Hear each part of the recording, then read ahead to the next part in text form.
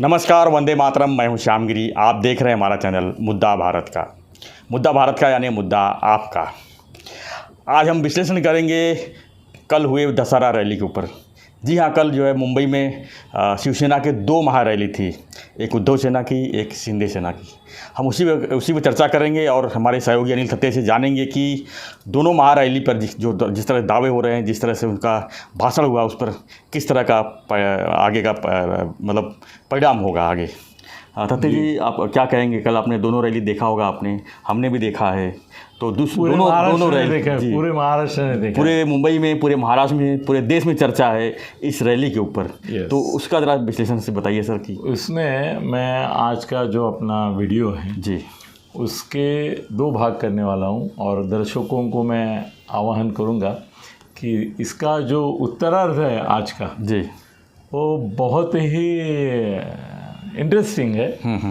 एक रहस्योद्घाटन है जिसको बोलते हैं, वो करने वाला हूँ मैं। क्या बात है। और बड़ा धमाका उससे होगा। और इतना ही अभी मैं बताऊंगा जी कि शिंदे साहब ने उनके भाषण में एक मुद्दा छेड़ा। वो बोले दिघे साहब की दुखद निधन के बाद मुझे जब उद्धव जी मिलने आए तो उन्होंने बगैर ये पूछे कि भाई इसके बाद अभी कैसा करेंगे, दिघे साहब की परंपरा कैसे कायम रखेंगे, थाना डिस्ट्रिक्ट में कैसा अपना प्रभाव कायम रखेंगे, उसकी संगठनात्मक चर्चा करने के बजाय उन्होंने मुझे ये पूछा कि दिघे साहब की प्रॉपर्टी कितनी थी, उस प्रॉपर्टी का क्या हुआ, बैंक बैलेंस कितना है, कौन कहाँ पे है प्रॉपर्टी उनकी। तो शिंदे साहब ने उस समय ऐसा बोला कि वो तो फ़कीर आदमी था और उनका बैंक बुक भी नहीं था। हाँ, कोई अकाउंट ही नहीं था, कोई बैंक बुक नहीं था। मगर सर, ये मैं दिघे साहब के करीब मैं ऐसा दावा करूँगा कि दिघे साहब के करीब शिंदे साहब जितने थे उतना मैं भी था। वो पॉलिटिकली उनके साथ थे और मैं पर्सनली उनके साथ थे। आपको ज़्यादा जानकारी हो? फिर ज़्यादा जानकारी मुझे है जी। तो दिघे साहब की प्रॉपर्टी थी कि नहीं थी, अगर थी तो कितनी थी, अगर थी तो वो कहाँ थी जी। और कौन वो लोग हैं, क्या बात है, कि जिनके पास वो प्रॉपर्टी बिखरी हुई पड़ी थी, यानी थी। सर, ये भूकंप जैसी ये होने वाली है, पर मित्रों आपको उसके लिए थोड़ा इंतज़ार, सब्र करना पड़ेगा। आज ही अभी सर इसी वीडियो में मैं ये सब बताने वाला हूँ और उसका उत्तरार्ध इससे भी भारी रहेगा, क्योंकि ये मैं डिस्क्लोज करूँगा तो उसकी प्रतिक्रियाएँ आएंगी, बहुत सारी प्रतिक्रिया। थाना में तो हंगामा हो जाएगा। यानी शिंदे साहब की जो कल रैली थी, जिसमें जिस तरह से दिघे साहब के ऊपर कहा, उसका बड़ा एक दूसरा कैसे है ना सर, ये मुद्दा भारत में ही देखने को मिलेगा आपको। हाँ सर, कैसे है ना, हमने उसके बारे में बाद में, पहले ये रैली का बोल लेते हैं सर। ये रैली के बारे में हमने 3 विधान की थे। एक बोला था हमने कि उनकी रैली जो उद्धव साहब की है वो 50,000 की, 25,000 की रहेंगी। 40,000 का वो देवेंद्र भारती जी को हमने कोट किया था, महाराष्ट्र के एडिशनल डीजी, उनको कोट किया था कि 40,000 कैपेसिटी, बाहर ओवरफ्लो हुआ तो 50 होते हैं, और ओवरफ्लो हुआ नहीं था, उल्टा कम ही था। तो करीबन 25 से 30,000 से ज़्यादा उद्योग की नहीं थी। ये हमारा जो अंदाज़ा था वो सही निकला।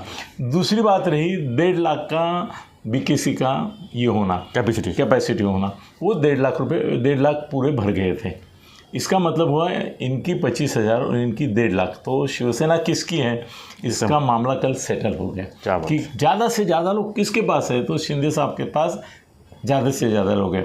अब ये बात कहीं सच है, ये बात सच है कि उद्धव जी के मीटिंग के लिए जो लोग आए वो स्फूर्तता से आए, खुद ब खुद आए। उनके लिए थोड़ी बसें रखी थी उन्होंने, मगर इतना ज़्यादा माहौल ये नहीं था कि बस से आए हुए लोग ज़्यादा थे, जबकि शिंदे साहब की मीटिंग के लिए बस से आए लोगों की संख्या ज़्यादा थी। इसका एक कारण है, मैं शिंदे साहब का समर्थन इसमें भी करूँगा क्योंकि मुंबई जो है वो शिवसेना का गढ़ है और उनकी ताकत पूरी मुंबई में है। मुंबई और अभी थाना पे। मुंबई में थाना से मुंबई जाने के लिए मुलुंड से, भांडुप से, बवई से, तुम्हारे बोरीवली, कांदिवली, यहाँ से वसई विरार से जाने के लिए बस की ज़रूरत नहीं है। रेलवे से जा सकते हैं, वाहन से जा सकते हैं, अपने अपने वाहन हैं सभी। अभी शिवसैनिक पहले जैसा गरीब वड़ा पाव वाला रहा नहीं है शिवसैनिक। अभी शिवसैनिक अपने अपने धंधा पानी बहुत अच्छा तरह से करते हैं। सबके पास अपनी छोटी मोटी कार है। सर कल कम से कम 2-5 हज़ार कारें वहाँ भी खड़ी थी शिवाजी पार्क के पास, मगर वो बसें नहीं थी ज़्यादा, इसके लिए उसकी चर्चा नहीं हुई। मगर उनकी भी कारें होती है, वो बड़े शान शौकत से आए थे वो, मगर कम थे संख्या में। इसके लिए कैसे उनको बसें लाना। अभी शिवसेना की ताकत मुंबई के बाहर रही नहीं है। महाराष्ट्र में 40 आमदार और 12 खासदार उनके साथ चले गए, उसके बाद ताकत रहा कहाँ है, वो पूरी शिंदे साहब के साथ गई है। तो एक जो मौजूदगी ऑफ श्रोता थी वो तो उसमें तो वो हार ही गए पूरे। 25,000 कहाँ और 1.5 लाख ख़त्म हो गया मामला। अभी भाषण के बारे में मैं देखता हूँ कि उद्धव साहब का मुझे नर्वस ब्रेकडाउन बोलते हैं ना, नर्वस नहीं खाली सर, नर्वस होना अलग बात है और नर्वस ब्रेकडाउन होना। नर्वस ब्रेकडाउन में आदमी बिखर जाता है, आदमी टूट चुका होता है, उतना आत्मविश्वास खत्म हुआ जाता है और वो खाली उसके मुंह से शब्द निकलते हैं जिसका कोई अर्थ नहीं होता है। उद्धव जी का कल का जो भाषण था, हमने सोचा था कि वो सुधरेंगे, वो बोलेंगे नहीं कि मैं मर्द हूँ, मैं मर्द हूँ। वो उनका जो हमेशा का रहता है, जिसके लिए कोई उनको चुनौती दी नहीं है कि भाई आप मर्द नहीं है, ऐसा किसी ने बोला नहीं। फिर भी वो उनको लगता है कि मैं मर्द हूँ, बोलना चाहिए। दूसरी बात हमने बोला था कि ये गद्दार गद्दार गद्दार बोल के पब्लिक को बोर करेंगे, पकाएंगे। हम मराठीत बोलते पकवलं वही वो पकाएंगे। वो क्या सर, मैंने काउंट किया, कल मैंने बाजू में टिक मार्क कर रहा था, उनका भाषण चल रहा था, 11 बार गद्दार शब्द बोले वो। यस 11 बार उनका जो भाषण था उसमें 11 बार गद्दार बोले। मेरे ख्याल भाषण का शीर्षक भी यही था, हाँ, पर पूरा मतलब वो वही बोलते रहे। उनके भाषण में एक भी नया मुद्दा नहीं था, एक भी नया मुद्दा नहीं था। और उन्होंने और एक गलती की जो उनकी बहुत सर महंगी पड़ेगी। संजय राउत के जैसे हाल कर दी ना इन लोगों ने, मंदी शाह ने, उनका नाम लेने के कारण। अभी कल संजय राउत की तरह उद्धव ने भी बहुत बड़ी गलती की है।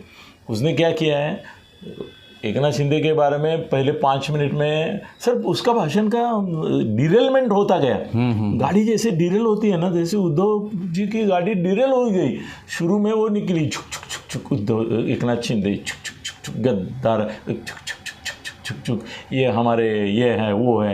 मगर 2-3 मिनट के बाद, 5 मिनट के बाद वो ख़त्म हो गया, डिरेल हो गई गाड़ी और ऐसे ही खड़खड़ करके मोदी शाह के ऊपर गई। फिर नेशनल इश्यूज़ पे मैं तो बोल रहा था कि मुंबई में सभा है तुम्हारी, मुंबई में इश्यूज़ है तुम्हारे, मुंबई में तुम्हारे अस्तित्व का सवाल आया है। एकनाथ शिंदे ने ऐसा एक ज़बरदस्त तुम्हारे ऊपर प्रहार किया है कि तुम अभी बिखर पड़े हो पूरे। तो तुमको चाहिए कि मुंबई के बारे में बोलो, मुंबई के सवालों के बारे में बोलो। उन्होंने नेशनल पॉलिटिक्स में बोलना शुरू किया, मोदी और शाह के बारे में बोलना शुरू किया, इंटरनेशनल तक गए। मतलब उनका संतुलन मानसिक जो है, वो लोग बोलते ही है कि वो खो चुके हैं वो, मगर वो मानसिक संतुलन खोया है उन्होंने, ये दिख रहा था। और दूसरी एक गलत बात ऐसी हुई सर, उन्होंने ना उनके पहले बोलने के लिए जो वक्ता चुने सर, कपाळा और हात मारून घेण्याची लाईन होती।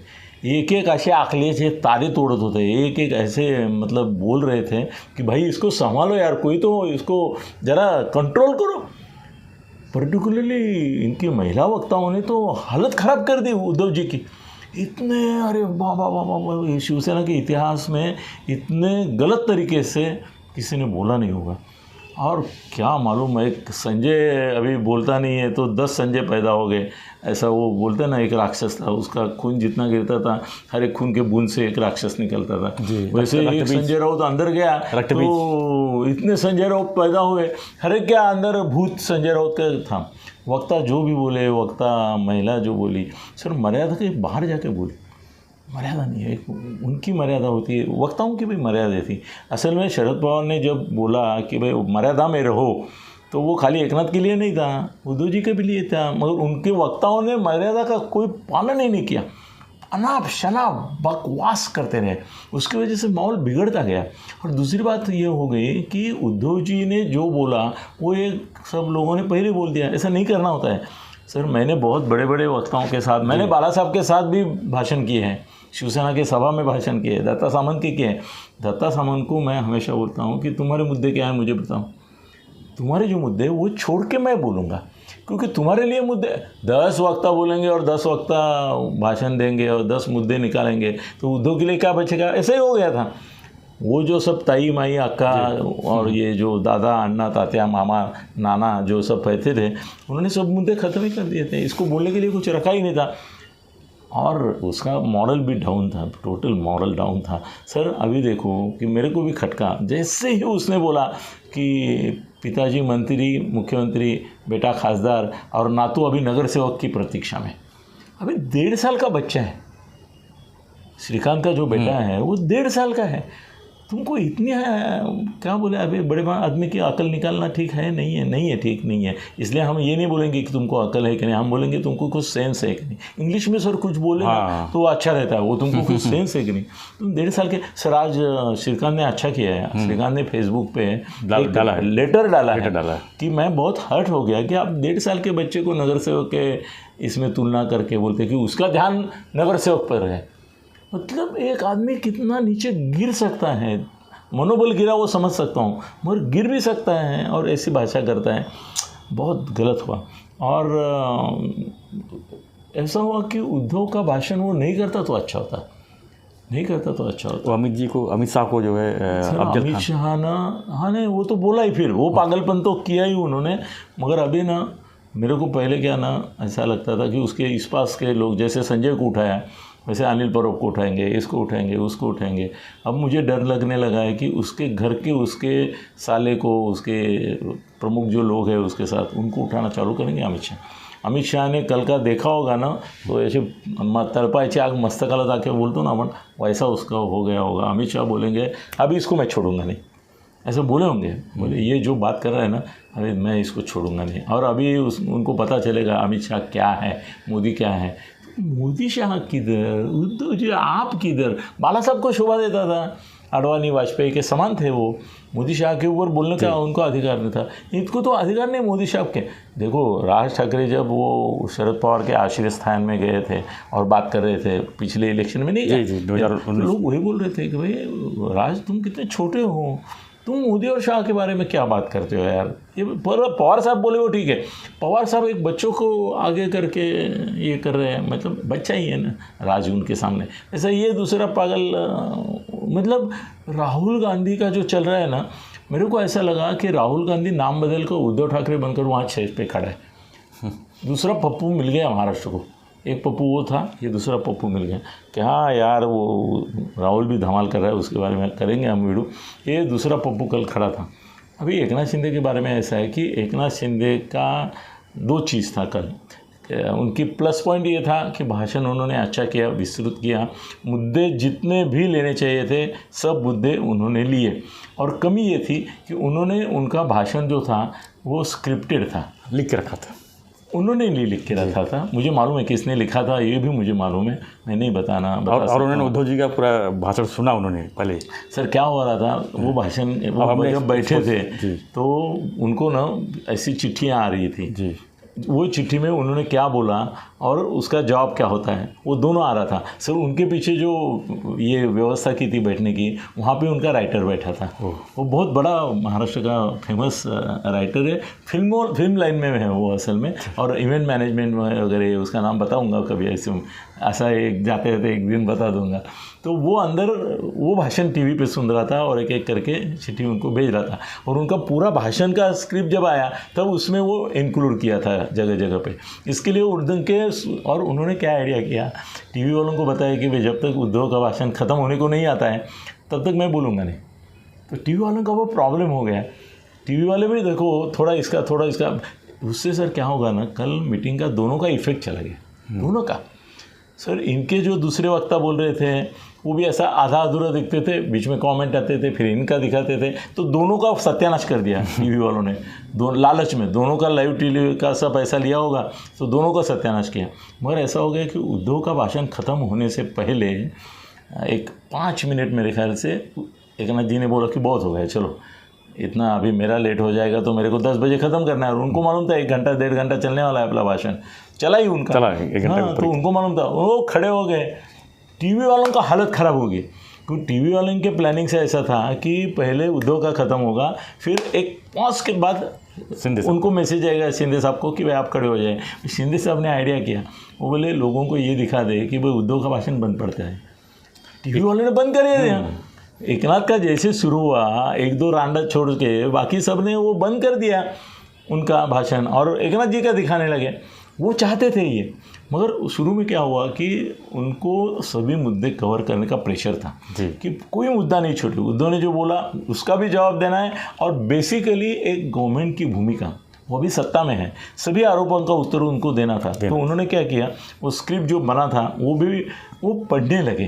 सर महाराष्ट्र में कैसा होता है ना, शिंदे साहब अपने जिगरी दोस्त है, तुम्हारे भी है, मेरे भी है, मगर दोस्त की भी कुछ गलतियाँ हैं तो बताना अपना फर्ज बनता है। तो कैसे है ना, महाराष्ट्र में पढ़ के सुनाने वालों की परंपरा भी नहीं है, और पढ़ के सुनाने वालों को वक्ता नहीं माना है। सोनिया गांधी के ऊपर बाला साहब हमेशा टीका करते रहे कि वो पढ़ के सुनाती है कि नहीं। बिल्कुल। उससे अच्छा है राजीव गांधी बकवास करता है, राहुल गांधी अपना बकवास ही करता है, पागल जैसा बोलता है, मगर वो खुद ब खुद वो पागलपन उसका अपना रहता है, स्क्रिप्टेड नहीं रहता है। इसके लिए उसको कोई ये नहीं बोलता कि पढ़ के सुनाता है। सोनिया के बारे में तो जोक भी आते हैं कि जब वो इसमें कॉमा में लिखा था तो उसने बोला कॉमा वगैरह, मतलब मज़ा आता था उसका। तो वो पढ़ने लगे ना, तो बहुत सारे लोगों में अस्वस्थता आ गई कि अरे ये क्या पढ़ क्यों रहे हैं, पढ़ना नहीं चाहिए। और कैसे ना शिंदे साहब है स्पॉन्टेनियस, देखो विधानसभा में उन्होंने जो भाषण किया वो अविस्मरणीय था सर, मास्टरपीस, मगर वो स्पॉन्टेनियस था। उनके हाथ में कागज़ थे ना, वो खाली आधार के लिए, वो पढ़ के नहीं सुना रहे थे। उल्टा ऐसा हो गया सर, उस दिन तो फडणवीस से ज़्यादा अच्छा भाषण इनका, वो भी मैं सुना था पूरा। हाँ, और उसकी बहुत चर्चा हुई। तो मेरी अपेक्षा उनका दोस्त और उनका एक समर्थक बोलूँगा सर, मैं हितचिंतक नहीं बोल रहा हूँ, समर्थक बोल रहा हूँ मैं। तो मेरी भूमिका स्पष्ट आहे, और हम काय ताकाला जाऊन भांडं लपवायचं नाही, आपल्याला आवडतो माणूस आवडतो, नाही आवडत। तो मेरी अपेक्षा ऐसी थी कि उनके पास सभी मुद्दे हैं, वो हंसते खेलते ऐसे मज़ा में वाट लगा देते थे उद्धव जी। वो पढ़ने को गए। सर लेकिन पॉइंट तो लिखना ही पड़ता है ना सर, अभी क्या नया पॉइंट है? हाँ, कुछ नया तो था नहीं। उद्धव वही बोलेगा, वही बोला, इनको जो बोलना है वो भी बोल चुके हैं सर। पिछले 3 महीने 20 दिन, नहीं 3 महीने में छोड़ो, पिछले 20 दिन में वो महाराष्ट्र घूम रहे, और हर एक दिन कम से कम 3 से 5 भाषण करते हैं सर। वो 5 भाषण में जो बोलते हैं ना, उसका निचोड़ ही देना था। उसके लिए पढ़ने की ज़रूरत नहीं थी। ठीक है, चलो पढ़ा उन्होंने, वो ठीक है। बाद में वो स्पॉन्टेनियस हो गया, पहले 15-20 मिनट तक वो ऐसा पढ़ते हुए दिखाई दे, बाद में उनका वो एकदम आत्मविश्वास आ गया और वो खुल गए, और फिर एकदम फ्री स्टाइल मस्ती शुरू की उन्होंने। फिर मज़ा आ गया उनके भाषण में भी, बहुत मज़ा आ गया। मगर अभी हम लोग संख्या के हिसाब से उन्होंने मात कर ली, भाषण के हिसाब से उद्धव को नॉन प्लस कर दिया, मतलब उसका कोई मुद्दा छोड़ा नहीं उन्होंने। दूसरी बात यह है कि उनके स्टेज पे कोई नामचीन आदमी नहीं था। उद्धव के पास कौन बैठा था? एक बूढ़ा वो सुभाष देसाई, वो दिवाकर राव थे, और कौन था? कौन ही था? नहीं था। आदित्य छोड़ के कोई मतलब नाम लेने लायक आदमी भी नहीं था। नौकर लोग थे 2-4, तो बाकी थे तो मतलब ऐसा स्टेज का जो एक ये होता है रुतबा, गरिमा, वो चली गई थी। यहाँ पे सर ऐसे 30-40 हीरो बैठे थे जो अपने अपने क्षेत्र से चुन के आए हुए, आमदार है, खासदार है, और उनके में से सर वक्ता बहुत है, गुलाबराव पाटिल है, ये है, वो सब सर अच्छी तरह से बात की है। वो रामदास कदम, उनका कई बार नाम सब ये यहाँ पे खाली भास्कर जाधव ने एक भाषण जिसको बोलते हैं कि चलो जोर से किया, उसने रामदास कदम ने किया। बाकी सब ये इनके पास तो 10-20 तो वक्ता थे, और जब तक उद्धव का भाषण ख़त्म नहीं होता है उन्होंने वक्ताओं को छोड़ के रखा था, तुम बोलते रहो, मेरा अभी आया ही नहीं है टाइम। और बाद में उन्होंने ये किया, तो मेरे को लगता है कि बाजी मार ली, मैदान मार लिया, और उद्धव को सबक सिखाया उन्होंने कि भाई असली शिवसेना कौन सी है। इसका अगर पब्लिक के गैदरिंग से ये करना है तो हमारी है, पदाधिकारी देखने तो हमारी है, वो निश्चित हो गया। तो अभी इलेक्शन चुनाव के सामने, इलेक्शन कमीशन के सामने निकल जाएगा। तो हम अभी सर पहले बहुत बार बता चुके हैं आप सब लोगों को कि ये चिन्ह जो है, चुनाव चिन्ह धनुष्यबाण, वो फ्रीज हो जाएगा। हमने बताया कोई सच्ची और झूठी शिवसेना नहीं होगी, स्क्रूटिनी में जाएंगी। और अभी अंधेरी का जो चुनाव है वो शिवसेना दोनों बोलेंगे खुद को, और चुनाव चिन्ह दोनों के अलग रहेंगे, तो वो बात तो हो गई। और चुनाव जीतेंगे कम से कम 15 या 25 से मुर्जी पटेल बीजेपी के, ये भी तय है। हाँ, इन्होंने भी पागलपन जैसा बोले कि बीजेपी को क्यों सीट दी। ऐसा होता है ना कि भाई जिसकी ताकत है उसको देना है, तो तुम्हारी मर्जी के लिए। और ये बोली कि उसकी बीवी को बिना विरोध चुन के देना था। इनके जब शिवसेना और बीजेपी के जब गुजर गए तो आपने किया था ऐसा, आपने तो जोर शोर से चुनाव लड़ा, उसमें से एक तो जीता भी नहीं क्या? बिल्कुल। तो इनको समझ। अभी सर आते हैं अपना ऐसा मुद्दा की श्वास रोखून ठेवा। एकनाथ शिंदे असं म्हणाले की शिंदे साहब के पास कोई प्रॉपर्टी नहीं थी। दिगे साहब। और हाँ सॉरी दिगे साहब, मैंने क्या बोला? शिंदे साहब। हाँ, नहीं, शिंदे साहब बोले कि दिगे साहब के साथ कोई प्रॉपर्टी नहीं थी।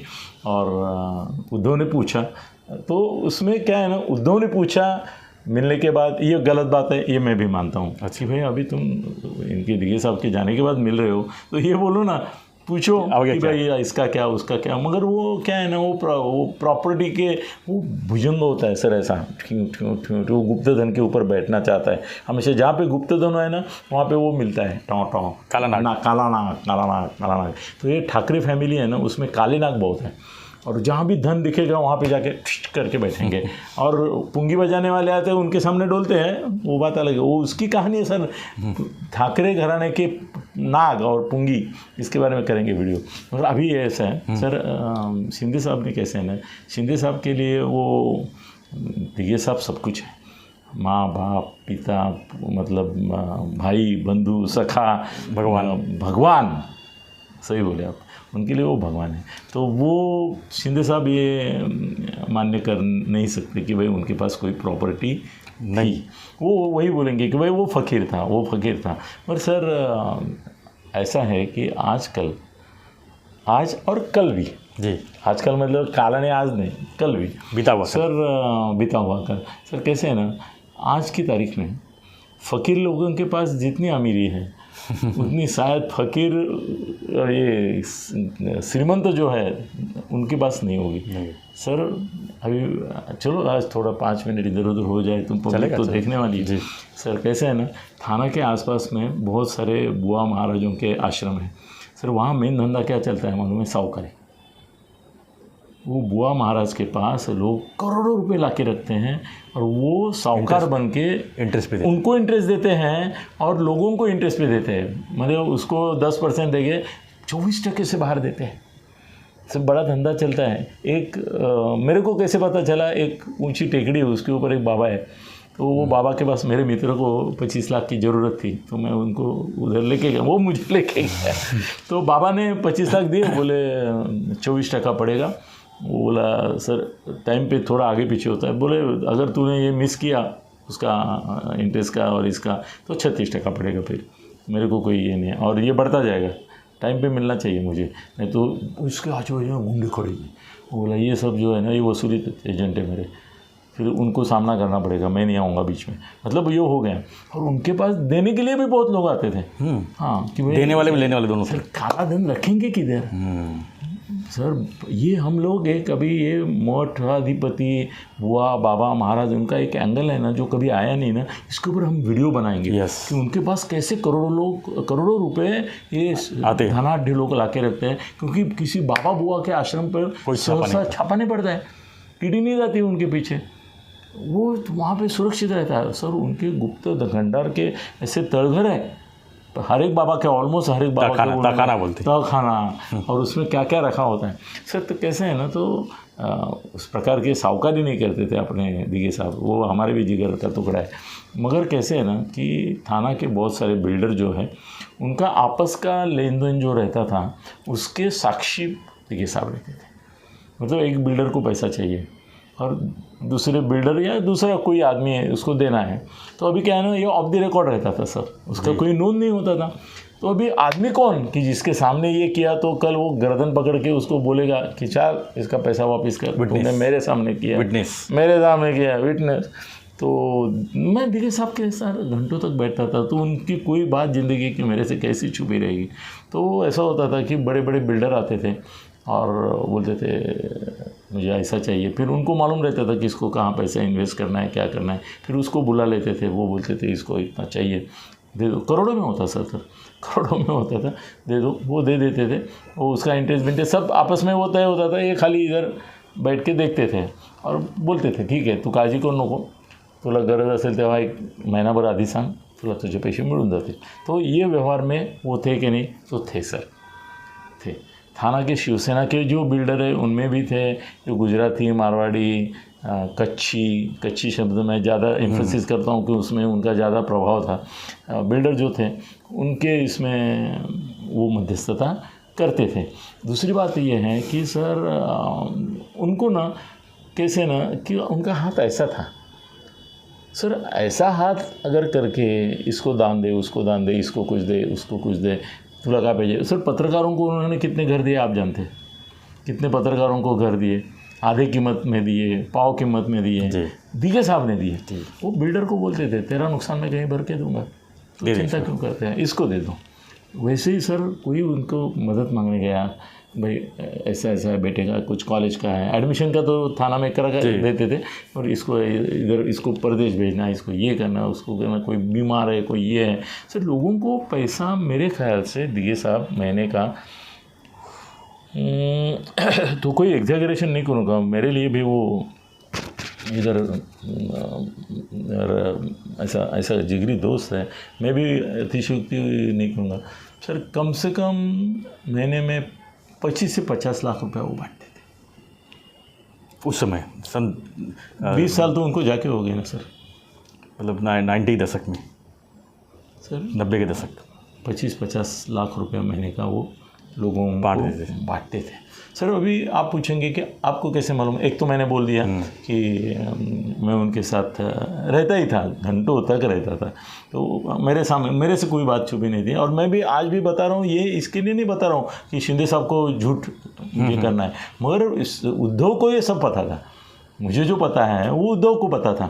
सर अभी कैसे है ना, इलेक्शन के समय एक विलास जोशी करके यहाँ पे दवाओं का व्यापार करने वाले गृहस्थ हैं, बड़े सज्जन हैं, मतलब उनके हाथ में आप 10 करोड़ भी देंगे और बोलेंगे यहाँ से वहाँ पहुँचाना है, और वो आदमी को मालूम नहीं कितना भेजा है साहब ने, तो वो 10 करोड़ ही जाएगा उसके पास, एक 10 रुपये भी उससे निकलेगा नहीं। इतना सच्चा चारित्र संपन्न आदमी सर विलास जोशी के पास, मैं नाम ले रहा हूँ ना सर, जी मैं नाम ले रहा हूँ, बड़ी बात, ये बड़ी बात है सर। ये विलास जोशी है, वो अभी है इधर घूमते हैं, परसों मिले थे मुझे, और उन्होंने मुझे मिलने के बाद बोला की दिघे साहेबांच्या काळात आपण काय काय केलं। मी म्हटलं काय काय तुम्ही केलं ते पण मला माहिती आहे, त्यातलं तुम्ही मला किती दिलं ते पण मला माहिती है, मैं झूठ नहीं बोलूँगा सर। मेरा सर एक लखाते हो, मैं हमेशा बोलता हूँ, मैं सुंदर कपड्यातला नागडा माणूस है, मैं कोई चीज़ छिपाता नहीं हूँ, जी बिल्कुल, कोई चिप नहीं सर। अभी भाऊबीज के दिन सर थाना में और आसपास के एरिया में उनकी 11 बहनें थी, मानी हुई बहनें जी, हाँ सर। उस रात को वो भले मेरे घर में तो 2-2:30 बजे आते थे, मेरी मिसेस को वो बहन मानते थे सर। हर साल मेरे ख्याल से 20-25 साल बिना कोई गैप दिए, मतलब एक साल तो ऐसा हो गया मेरा उनका झगड़ा हुआ था कुछ कारण, मैं उनसे बात नहीं कर रहा था, वो भी मुझसे बात नहीं कर रहे थे, हम वो दातार करके हमारा दोस्त के उसके थ्रू एक दूसरे से बात करते थे, हम दोनों शाने, मगर डायरेक्ट बात नहीं करते थे। तो उन्होंने दातार के थ्रू मुझे मैसेज भेजा कि हमेशा की तरह आज भाऊबीज का दिन है, मेरी बहन है, बहन को मिलने मैं आ रहा हूँ, और तत्ते साहब को बोलो मेरे से बात मत करो। तो मैं इधर बैठा, मेरी मिसेस ने उसको ये आरती विरती की, उसकी ये की सर। 1.25 लाख रुपया हर भाऊबीज को आनंद उसको देता था, मेरी बीवी को 1.25 लाख रुपया। और उस समय कभी मैंने उसका हमारा जिक्र निकला, मैं बोला यार माझ्या बायकोला तू 1.25 लाख देतो, म्हणे कसं आहे ना, तुमच्यासारख्या बेजबाबदार नवरा आहे ना, तो तिला काय देतो का नाही, पण माझी बहीण आहे ती, तिला तिचे स्वतःचे पैसे पाहिजे म्हणून मी 1.25 लाख देतो। आणि त्याच वेळेला एकदा गप्पा मारताना त्याने असं सांगितलं, मैं तो हिंदी में बोलने का ये करना चाहिए, वो बोले कि एक 11 ऐसी महिलाएं हैं, मेरी बहनें हैं कि जिनको मुझे लगता है कि मेरा फ़र्ज़ बनता है कि मैं 1.25 लाख रुपया उनको दे दूँ। तो 1.25 लाख रुपया सर देते थे ना, वो देते थे कि नहीं देते थे, कहाँ से आता था? हाँ नहीं, अच्छा उसके बारे में मेरे को अलग सवाल पूछो, वो मैं बोलूँगा, वो उसमें भी मैं संकोच नहीं करूँगा, वो भी बोलूँगा मैं। वो सर किसी से खंडनी नहीं लेते थे, किसी से वर्गणी नहीं लेते थे। वो एक अपना नवरात्र छोड़ा तो वर्गणी का भी सवाल नहीं था, और वर्गणी के लिए उनका वो टीम था जी, वो सावला था, गाला था, वो लोग घूमते थे, सब चले गए। तो वो बेचारे चले गए। तो वो कैसे मिलता था वो भी बताऊंगा ना सर। अभी इतना मैंने राज खोला है तो वो उसके बारे, और उससे सर आपको मन में दिघे साहब का कद बढ़ेगा कि उनको कहाँ से पैसा मिलता था। उससे ये सुनने के बाद कद बढ़ेगा, कम नहीं होगा। वो खंडनी नहीं थी या ये भी नहीं थी, वो सर एक अलग कृतज्ञता निधि था सर। तो वो हो गया सर। अभी सीधा बात बताता हूँ कि समझो मेरा बेटा फॉरेन गया सीखने के लिए जी सर, वहाँ पे 15 लाख फ़ी थी, और मैं तो पत्रकार हूँ, उतना तो ये नहीं था मेरा, दे नहीं पाएंगे, नहीं था, तो मैं थोड़ा परेशानी में था। तो मैं गया आनंद के यहाँ बैठा था, मैं उसको कुछ बोला नहीं। वसंता भी था, बोला वसंत डावखरे साहब, वो भी था। तो हम तीनों ऐसे गप्पा मार रहे थे, मगर उनके ध्यान में आया कि मेरा ध्यान नहीं है उसमें। तो वसंता मला बोलला, काय रे काय झालं तुला, तुझं माइंड नाही दिसत आपल्या बोलण्यामध्ये. म्हटलं नाही रे, जरा प्रॉब्लेम आहे. म्हटलं काय झालं, प्रॉब्लेम काय आहे. म्हटलं असं माझ्या मुलाला स्वित्झर्लंडला पाठवायचं आहे शिकायला, पण म्हटलं 15 लाख फी है, प्लस विमान, तिथे राहणं आहे ते वगैरे वगैरे. तो वसंता मुझे बोला कि एक काम करते हैं, प्रबोध मेरा बेटा है ना, ये भी मेरा भतीजा है, तुम चिंता मत करो, एक काम करो, जाने आने का पूरा खर्चा बिजनेस क्लास का, एक ही कंडीशन है, प्रबोध को भी साथ लेके जाओ. उसने जिस sir internationally number 1 in the world institute है स्विट्ज़रलैंड में हॉस्पिटलिटी मैनेजमेंट की, होटल और हॉस्पिटलिटी उसकी, उसमें मैंने एडमिशन करवाया था उसका. और वसंत डावखरे भी सर ये इसका ही भाई था. वसंत डावखरे ने भी मेरे ख्याल से 200-500 करोड़ बांटे होंगे सर, कमाए होंगे 15-20 हज़ार करोड़. वो भी बात है. वसंता का सर हर एक ट्रांसफ़र में वो पैसा लेता था. हवलदार का ट्रांसफ़र हो, इंस्पेक्टर का हो, सब इंस्पेक्टर का हो, कोई भी, उसने ट्रांसफ़र में जितना पैसा कमाया ना सर, इतना ट्रांसफ़र मनी तो रिजर्व बैंक से 15-20 हज़ार करोड़ का है सर. इसे गोडाउन बिडाउन है, पेट्रोल पंप उसके कितने हैं, प्रॉपर्टीज़ कितने हैं. उसका एक ज़माना तो ऐसा था कि थाना में बिल्डिंग बनी तो उसका एक फ्लैट होना वहाँ ज़रूरी होता था. मतलब वो खानदान बन गया था. वो पहले शुरुआत में तो मैं उसको पहले दिन से मैंने उसका साथ दिया है वसंता का. मतलब वो भाजी बेचता था, पेपर बेचता था, ये स्टोरी वेरी करके वगैरह. उसको महापौर भी बनाने में मैं रहा था क्योंकि शंकरराव चौहान मुख्यमंत्री थे और मेरे एकदम करीबी थे. तो उनको बोल के मैंने इसको विरोधी पक्ष नेता बनाया, महापौर बनाया, पर वो भी मानता था. मतलब ऐसा कुछ नहीं. तो सर ये होने के बाद मैंने वसंता को बोला, दिघे साहब सामने बैठे हैं, बोला यार ये आने जाने का हो गया, वो बिज़नेस क्लास छोड़ो, वो सेकंड क्लास से भी जाएगा प्लेन में, जाना जरूरी है. नहीं बोला उसको, मैं प्रबोध को लेके जाऊँ, एडमिशन करवाओ. मैं बोला एडमिशन तो क्या पैसा भरने से हो जाती है. बोले मगर मैं बोला फ़ी का क्या करेंगे. तो दिघे साहब बोले किती फ़ी है. मैं बोले सर 15 लाख है. साहेब नाही बोलत, मी आनंद बोलायचं तुला. म्हटलं 15 लाख आहे, कधीपर्यंत भरायची. म्हटलं आता त्याला 2 दिवसांनी पाठवायचं आहे मला. म्हणून 2 दिवस आधी कसे जागे झाले तुम्ही, मला आधी नाही का सांगायचं. उद्यापर्यंत संध्याकाळपर्यंत झालं तर चालेल व्यवस्था. हां म्हटलं चालेल. ते काय आम्हाला ट्रान्सफर करायचे, आणि ते मनोहर जोशी म्हणून आपले जे मुख्यमंत्री होते ना, त्यांचा मुलगा उन्मेष म्हणून आहे, त्याचीच एजन्सी होती तिथे हे करायची. म्हटलं उद्यापर्यंत चालेल. तर दूसरे दिन उनका वो अभी नंदू करके था, आप जानते हैं नंदू को, उसका वो मंदिर है ना, वो मंदिर में बैठा करता शुभ्र पांढरे कपड़े, शेंगे नंदू, तो इसमें केस में भी था उनके. तो नंदू मेरे घर आए, बोला साहब ने भेजे हैं. मैंने बोला ठीक है. मैंने वो कोहिनूर में उन्मेष के पास भेज दिया, और मेरे बेटे की एडमिशन होगी, वसंता के बेटे की होगी, प्रबोध, दोनों मिलके वहाँ पे एजुकेशन पूरा किया. एक है अभी ऐसा है कि मैं मेरा ही उदाहरण दिया, मैं दुनिया का उदाहरण देने से बदले मुझे 15 लाख की ज़रूरत थी, दिया साहब ने दी थी. मेरे बीवी को हर साल 1.25 लाख देते थे. तो इसका मतलब ये होता है कि उनके पास पैसा आता था. अब इस प्रकार के एक अनिल थत्ते है का सर थाना में कम से कम 100 अनिल थत्ते ऐसे कि जिनको वो संभालते थे. सर कई पत्रकारों को टाइम पे पगार नहीं मिलता था जी. ऐसे नौबत आ जाती थी तो 30 तारीख को या 31 तारीख को घर में जो रद्दी है ना, वो बेच के सब्जी लाना पड़े. तो पत्रकारों की हालत पहले अब जैसी है वैसे नहीं थी. बहुत मुश्किल के दिन थे सर.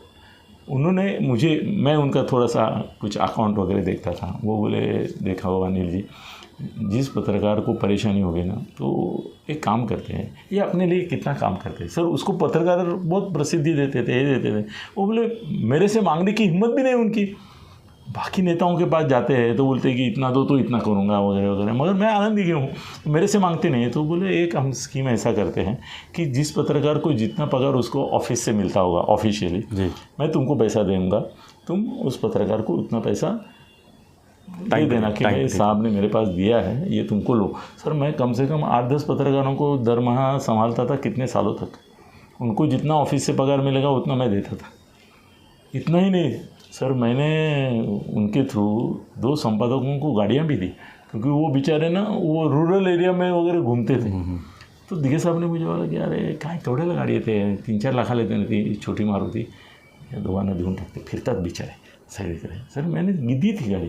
तो सर ऐसा है कि उनके पास पैसा आता था, कैसे आता था सर, उनके ऑब्लिगेशन बहुत होते थे और खुद के लिए सर उनको क्या पैसा चाहिए, वो उनको खुद के लिए पैसा नहीं चाहिए। सर एक याद रखो, जिसको खुद के लिए पैसा नहीं लगता है, ऐसे जो आदमी खुदगर्ज नहीं है उसको दुनिया पैसे देने के लिए तैयार रहती है। सर मेरे दोस्त हैं कितने, मैं नाम लूँगा 1-2 लोगों के, कि उनको जब प्रॉफिट होता था सर, कैसे ना महाराष्ट्र में कुछ लोग हैं वो क्या करते थे कि तिरुपति बालाजी को अपना पार्टनर बनाते हैं। मालूम है आपको ये प्रथा? सर ऐसा होता है, बहुत सारे करते हैं कि वो तिरुपति बालाजी को 0.5%, 1% का पार्टनर बनाते हैं, काल्पनिक जी। मतलब वो सोचते हैं कि मेरे को भगवान जितना प्रॉफिट मिलेगा उसमें से 1% मैं तिरुपति के चरणों में दे दूँ। साईं बाबा को पार्टनर मानने वाले सर ये लोगों, आपको तो मालूम होगा। सो सर कैसे ना थाना में कई लोग ऐसे धनी लोग थे कि जो ऐसा समझते हैं कि दिगे साहब एक भगवान है, खुद के लिए उनको कुछ नहीं चाहिए। और बड़ी मुश्किल से खाया तो खाया, वो तो हर गुरुवार को हम पकड़ के उनको उपवास छोड़ने के समय बुलाते थे और दातार के घर खाना खिलाते थे करके, कम से कम रात 2 बजे से पहले कभी खाना नहीं खाया, खाया तो खाया, नहीं खाया चाय और सिगरेट। उनकी ज़रूरत ख़त्म, चाय सिगरेट। खाने का ऐसा ज़बरदस्ती कोई लाता के देता है तो खाएंगे, नहीं तो उतना भी नहीं। पहनने के लिए क्या है, सुबह वो पंचा पहन के बैठते थे, आपने देखा होगा, पायजामा कुर्ता ज़्यादा करके, पायजामा कुर्ता, चप्पल, वो भी सिला के देने वाले लोग थे। वो भी उनके ऊपर सर प्यार इतना करते थे लोग, भाई चलो एक जोड़ी इनको कपड़े का दे दे वगैरह, यहाँ तक जाता था। और वो हंसी खुशी वो प्यार समझ के लेते थे। उनके साथ में 2-3 साल में ही रहा, ज़्यादा नहीं रहा। क्या 2-3 साल में हम 10 से 12 बार उनका इंटरव्यू लिया था। इंटरव्यू लेना अलग है सर और साथ में रहना अलग है। तो कैसा होता है, मतलब उतने में उनको जानने लगा। थाना में बहुत सारे पैसे वाले लोग जो है ना, उनके ऊपर सर कहाँ देखो, मैंने जिस दिन उसका बोला कि आनंद तुम शिवसैनिक मत रहो, तुम साहिब बनो, तुम बाला साहब बनो थाना के, ये बोलने वाला मैं था और उसको बना के रखा मैंने। धर्मवीर भी मैंने दिया, आपने धर्मवीर नाम दिया। और वो पूरा उसका मीडिया से लेके मैनेजमेंट, इमेज मैनेजमेंट, 10,000 फोटो मैंने बांटे। मतलब अहंकार से नहीं बोल रहा हूँ, वो डिजर्विंग कैंडिडेट। सर एक सवाल और बता दीजिए जी, उनके नाम का अकाउंट था कि नहीं, क्योंकि उसी वक्त चर्चा हो रही। हाँ नहीं बोलता हूँ मैं तो नहीं। और कितने के व्यवहार उनके रहते थे। तो सर कैसे है ना कि उनको मैंने बोला था कि जिस दिन आप मेरे हिसाब से बड़े बन जाएंगे, उस दिन थाना के पुलिस कमिश्नर आप रहेंगे, थाना के कलेक्टर आप रहेंगे और थाना के म्यूनसिपल कमिश्नर भी आप ही होंगे। वो तो थाना डिस्ट्रिक्ट के हो गए बाद में। मगर कैसे है ना कि किसी का जेन्युइन काम अगर लटका है तो वो फ़ोन करके बोलते थे ऑफिसर को कि काम बरोबर आहे त्याचं, तुमचं काय ते घेऊन टाका, पण त्याचं काम झालं म्हणजे तुमचं काय ते घेऊन टाका। त्याला त्यांची ऑब्जेक्शन होती, तो म्हणाला हा पण कमावणार आहे तो त्याला पण कमवू दे, काम इम्पोर्टेंट है। तो वो आदमी क्या करता था बाद में लाके बोलता था साहब अच्छे काम के लिए आप यूज़ करो, ये करते थे और वो लाखों में आता था। सर अभी आता हूँ ये इसके बारे में दोस्तों, मैं आपको विस्तार से ना 1 घंटे का वीडियो बना सकता हूँ। दिगे साहब उनकी प्रॉपर्टी वो कितनी थी, कैसी थी, कहाँ थी और कहाँ खो गई और कहाँ पे वो हो गई। आज मैं ट्रेलर दिखा रहा हूँ ऐसा समझो, क्योंकि अभी टाइम बहुत गया है। तो सर कैसा है ना, ये जो पैसा आता था तो वो बांटते थे लोगों में। और कुछ इमरजेंसी के लिए सर पार्टी का इलेक्शन जब होता था ना, इलेक्शन. तो ये विलास जोशी तुम्ही सांगा मला, पत्रकारांना तुम्ही पैसे देत होता का नाही, आणि किती लाखों रुपये देत होता का नहीं? सर लाखों रुपये देते थे. विलास जोशी का काम ही यही था, पैसा देना पत्रकारों को, ये देना कार्यकर्ताओं को देना. इलेक्शन का जितना खर्चा होता था विलास जोशी के थ्रू होता था, और सो करोड़ों में था. करोड़ों में था मतलब आता था, करते जाता था. तो दिघे साहब को देने वाले भी एक बहुत सारे लोग थे थाना के. सर मैंने तो कई बार देखा है, एक शिक्षक आया, बोला मेरे बेटे को आपकी वजह से नौकरी मिली है, उसका पहला पगार मैं आपको देने आया हूँ. अभी क्या बोलूँ सर, लोगों की भावना का क्या. तो उन्होंने वो पैसा उसके हाथ से लिया, और फिर वो जो जिस बच्चे को नौकरी लगी थी उसको बोले अच्छे कपडे ले ले. लिया और दिया. हां, उन्होंने लिया. बोले चल ठीक आहे तुम्ही. आणि त्याला सांगितलं चांगले कपडे घे, हे पैसे आहेत ना हे मी तुला दिलेत, तुझ्या बाबांचे मी घेतले, मी माझे तुला दिले. सर वो महान आत्मा था, महान आत्मा था. ये पैसा वैसा उसके लिए कुछ नहीं था. वो ऐसे ना उसका हाथ सदैव देने के लिए देना बैंक था. ये लेना बैंक ठाकरे जैसा लेना बैंक नहीं था. इसीलिए ठाकरे के मन में विचार है कि बोला सर उनके, अभी क्या करूँ दोस्तों, थोड़ा शॉर्ट करता हूँ सर. उनके देहांत के बाद सर उनके मठ की छानबीन की गई. अभी मेरे पास किन लोगों ने की उनके नाम है, आज नहीं बताऊंगा, मगर बताऊंगा कि नहीं बताऊंगा सर, बताना पड़ेगा सर, बताऊंगा. और उन बिल्डरों के भी नाम मैं बताऊंगा कि उनके देहांत के बाद दिघे साहब ने उनके पास रखने के लिए दिए थे जितने करोड़, वो दोनों खा गए. वो कितने करोड़ थे मुझे मालूम है, बिल्डर कौन थे मुझे मालूम है, और सिर्फ मुझे मालूम है ऐसा नहीं, ये बात एकनाथ शिंदे साहब को मालूम है, ये बात नंदू शेड़के को मालूम है, ये बात विलास जोशी को मालूम है, और ये बात नरेश मस्के को भी मालूम है. ये कौन से बिल्डर थे जी जिन्होंने इनका पैसा हड़प लिया. दोस्तों आज के लिए हाँ, उनका बैंक अकाउंट, जी बैंक अकाउंट था कि नहीं, बैंक अकाउंट इंपॉर्टेंट चीज़ जो कल इसका बैंक अकाउंट नहीं था. तो शिंदे जी सच बोले कि उनका बैंक अकाउंट नहीं था, मगर सर पूरे सब जितने बैंक के थाना के वो उनका ही अकाउंट थे. मित्रों कुछ ज़्यादा ही मैंने रिविलेशन किया है, और ये हिमन का 1/8 रहता है कि ना, वैसे 1/8 थे शिंदे साहब के, दिघे साहब की प्रॉपर्टी. इसके ऊपर मैं एक अलग से वीडियो बनाऊंगा. अभी ये वीडियो की क्या क्या प्रतिक्रिया होते हैं देखते हैं ज़रा. और सर मैं अभी अमेरिका जा रहा हूँ थोड़े दिन के बाद. अमेरिका से वापस आऊँगा ना तो आपको, अभी चलेंगे हाँ ये, और मैं जाने को टाइम है अभी, तब तक ये चलेंगे, मगर आने के बाद सर पहला धमाका हमारा ये रहेगा दिघे साहब की प्रॉपर्टी का क्या हुआ, उसके हिस्सेदारी कौन थे. हिस्सेदारी क्या, लूटमार करने वाले कौन थे, लुटारू कौन थे जो उनसे, सर कितने किलो सोना गया, कितने गहने गए, प्रॉपर्टी कितने रोकड़ गई, हिसाब देंगे, हिसाब तो बनती. चलो मित्रों धन्यवाद रहते जी. तो हम चर्चा कर रहे थे कि दशहरा रैली पर, और दशहरा रैली के अंदर जो है एक बात आई जो है दिघे साहब के प्रॉपर्टीज़ और उनके बैंक अकाउंट के बारे में. इसी पर हम जो है थोड़ा सा लंबी चर्चा कर रही है, तथ्य साहब के विश्लेषण किए कि दिघे साहब के बारे में और ये पूर्वार्ध है, उत्तरार्ध होने वाला है. मैं अमेरिका से आऊँगा तो ये पहला वीडियो ये धमाका इसके ऊपर होगा जी. और दशहरा रैली का इम्पैक्ट क्या होगा वो तो आने वाला चुनाव ही बताएगा कि कौन कितने किसमें कितना दम है. अभी अंधेरे में, हाँ अंधेरी को चुनाव मार पड़ेगा किसमें कितना है दम. तो आप हमारा वीडियो देखते रहिए, सब्सक्राइब करते रहिए, लाइक करते रहिए, शेयर करते रहिए. धन्यवाद. जय हिंद, जय महाराष्ट्र.